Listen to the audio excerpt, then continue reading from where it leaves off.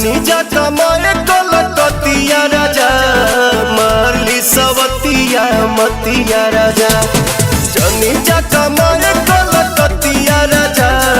मारली सवतिया मतिया राजा लाली ओठ लाली कनवा के बाली सुन होई ना के नथिया राजा जनी जा कमाए कलकतिया राजा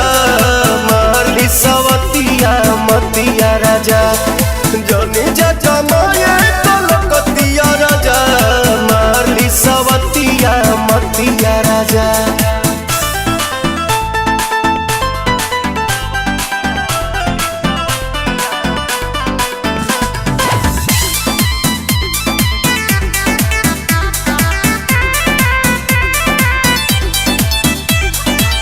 छोड़ी के मेहर हो जाइबा हे हर हमारा से बेसी न करी उके यार हे तने ना ए राजा इज्जत के हानि करे पैसा जियानी करे केहू के न सूट बंगाल के पानी करे से जिया पटवा रात भर रोवा मन बना में हरी के बतिया राजा जनी जा कमाए कलकतिया राजा मारली सवतिया मतिया राजा जनी जा कमाए कलकतिया राजा मारली सवतिया मतिया राजा।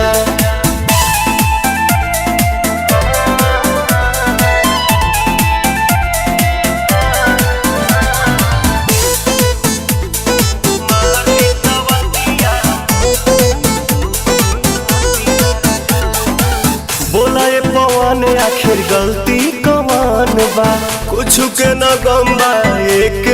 लम्बा जैबा बंगाल तू तो उलझन में डाल के कुल्ही बंद जाके गहमनी की निहाल के जानी जमाना तो मारे लगी तना जारी न सही जतिया राजा जनी जा